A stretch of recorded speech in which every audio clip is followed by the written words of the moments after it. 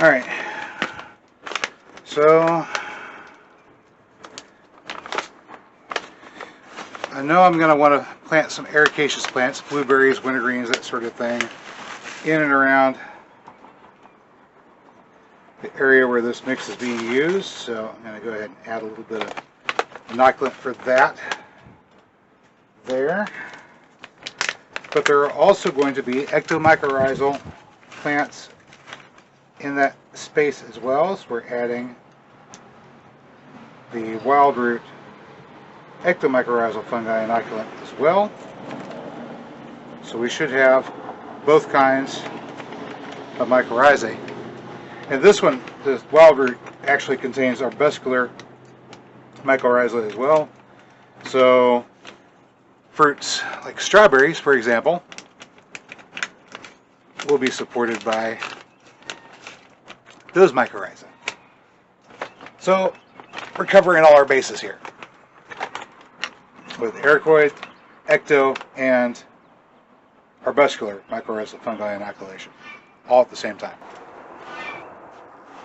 Well, hello there, good people. Hi, I'm Jason with Green Country Agroforestry. In today's video, we're going to be going over to the new area on the south side of the house, right along the driveway, and transplanting a variety of perennials there. Some of them are going to be perennials from nurseries, and some of them are going to be transplants from our own backyard. So come along, and let's get started.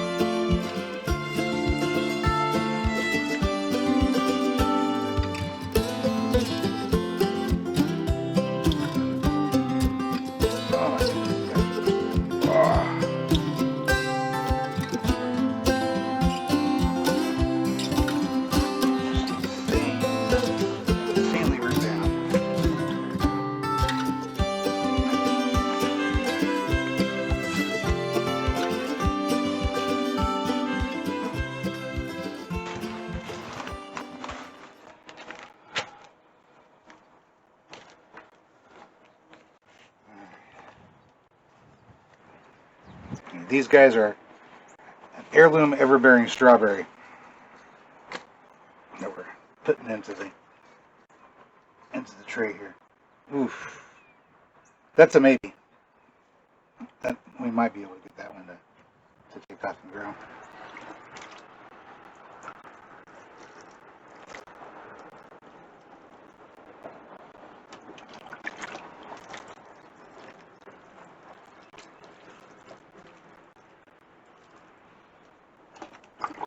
Okay, folks, at this point, our Gaultheria procumbens and our strawberries too have had 2 days worth of soaking in this mixture of sand and peat moss with the ectomycorrhizal inoculant, the arbuscular mycorrhizal inoculant, and the ericaceous mycorrhizal inoculant, spreading throughout everything here.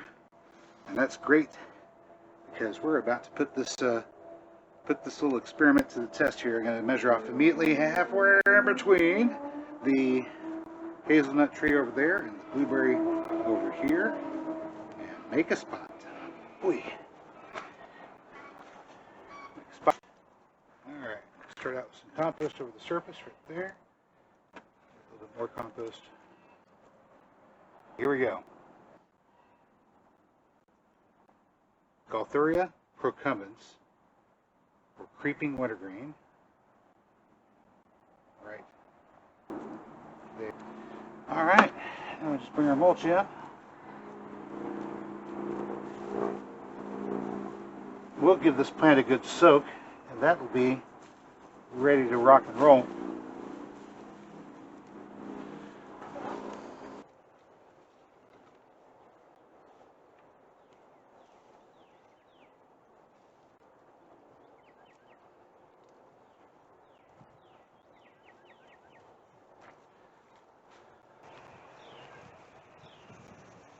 Oh, look at all the tubers on this one.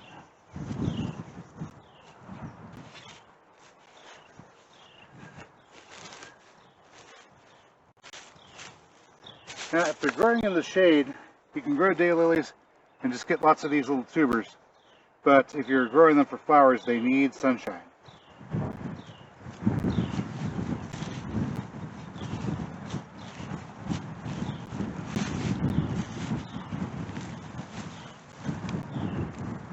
So the nice thing is you can plant these around your trees, and then eventually whenever your trees get big enough that they shade out the daylilies, and the daylilies are still good for edible tubers. Alright. Okay, so right here we see an example of the little tubers that appear after the daylily plant has been planted in one location for a few years. It stores its food in these little tubers, and you might think that you could cut these loose and start new plants off of them because they do have a root structure. But no, unfortunately, I experimented with this and discovered that you cannot get this little tuber to produce a new plant. New plants will come off of these runners, like this one here. So that will develop into a new plant eventually. I think there's a small one here and another small one there. So this one will be producing 4 more plants next year if we leave it just the way it is. And these little tubers here are just for storing energy. And of course these guys are edible. They're like little tiny potatoes. But mainly we grow daylilies, or I do anyway, for the flowers. And the flowers and the unopened flower pods, the buds, are both edible. And I like to eat them kind of like green beans. You just come out there and pick them whenever they're about as long as my finger or so, and they're great. And they'll produce that way for at least a month or 2 out of every year. Onions, Egyptian walking onions. Here we have some Egyptian walking onions that I planted out here last year. These were little babies last year, and I just put them out here to get them to propagate up to transplanting size, which they are now. So I'm just going to get a row of these out.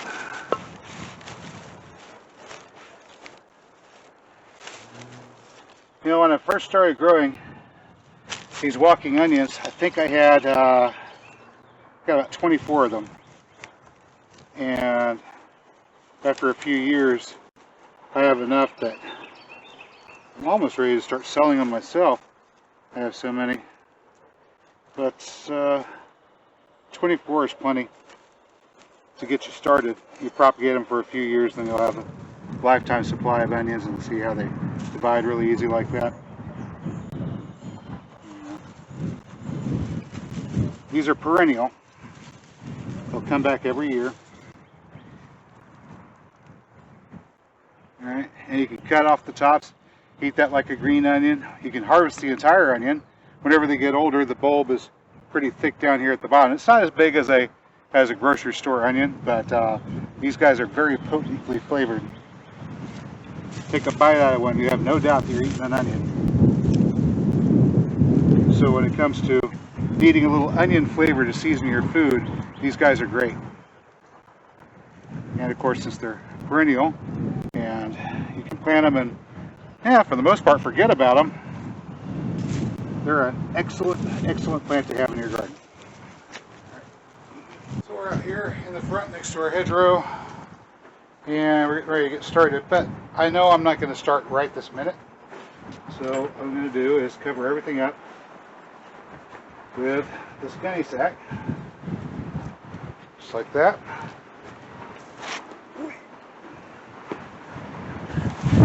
Soak it down. Oof. Yep, it's windy.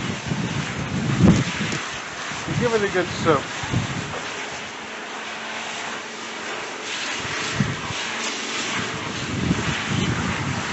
Here, this is one of my favorite little gardening tools, because you can use it.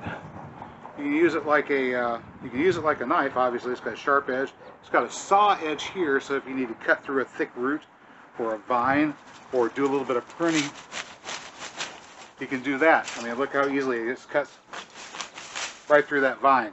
Okay, Very, very simple to use like that. Sharp point so you can go through your mulch, through cardboard if you got cardboard down, like I do. Right here. Let me get this bucket out of the way so you can see what I'm doing. So there's a lily there.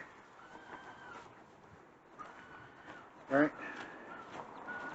Good for poking that hole down through the mulch. Oh, this is nice. It's been a few days since I watered over here, and it's still nice and moist in there. All right, throw a little bit of mulch or a little bit of compost down. So good for poking those holes. It's got these little measurements here. You can either choose inches or metric system measurements. So you can judge your depths and everything else with this thing. So it's a spade, it's a knife, it's a saw. It's a whole bunch of different tools in one. And a lot of times whenever you have things that are many tools in one, they don't do a really good job of anything. In this case, the Hori Hori knife does a pretty good job of just about everything you ask it to do. So I like it. I'm going to put this daily down here in this hole. And we're going to add some more compost around it because it kind of needs that. And that's a piece of old red clay in there. Wow. It's a piece of clay that didn't get mixed up. See how nice and red that is? That's our base clay in the places around here that have clay. That red indication of high phosphorus content.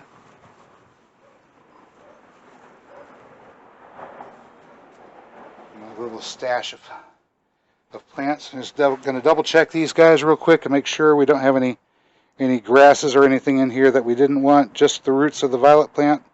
That looks pretty good. Alright, so here we go. Over here. Alright, so in the space behind the blueberry, we're going to put in something that will be basically a ground cover. Violets are ground cover. These guys are a herbaceous perennial. The canna lily is up there. Herbaceous perennial. The blueberry is a shrub. That's right. And over here we have a hazelnut, also shrub. And then over there a little bit it's going to be a willow. That's going to be a understory tree. And the oak, oddly enough, over here, the bur oak, is also going to be an understory tree. It's going to be right on the fringe of the canopy of this pecan that's over here to my right. Let's just go ahead and get this stuff out of here.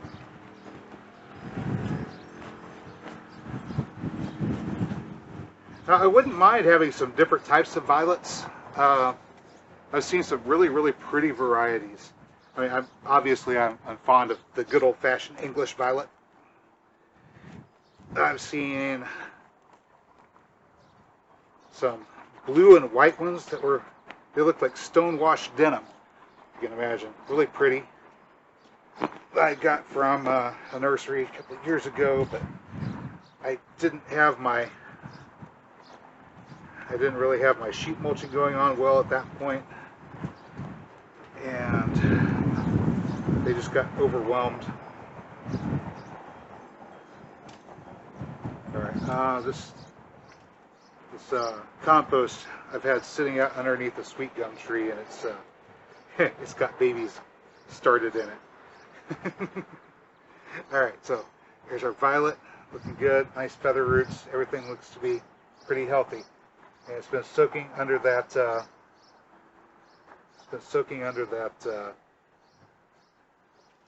That toe sack for a couple hours, so it's not wilted at all. Just tuck our mulch in. There we go. All right, so this is a good spot for a couple more herbaceous perennials. This is the creeping wintergreen, the Valthuria procumbens, right here in the foreground. This is a good spot for a couple of herbaceous perennials, so I'm going to put one here and one here. And for this spot, I picked out a couple of perennial onions. These are Egyptian walking onions. And of course, we harvested these from the back earlier. Very, very easy. Once again, we just get a hole in that mulch, so the roots can go down. Doesn't have to be fancy. Just cut out a little hole. There you go. Now the roots can get down in there. Somebody else's roots are already there. A little compost into the hole. With a worm or two apparently. We get our roots to be spread out a little bit. Compost around. Mulch back in. Just like so. Okay, here's another one. Albion ever-bearing strawberry. Fan those roots out.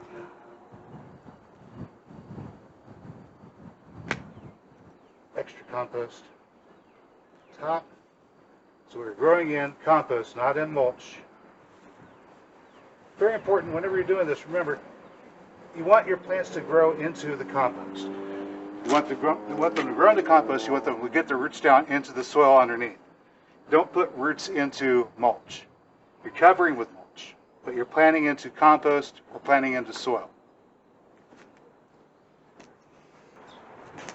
And there you have it, ladies and gentlemen, a whole bunch of brand new plants installed here in this little tiny 5-foot wide strip right next to the driveway. And we're going to give them about a week or two to get acclimated and settle into their positions and grow up just a little bit. And then we'll come back and we'll show you their progress. That's all I've got for you today, good people. As always, if you found this video informative or entertaining, you know what to do. I will catch you next time.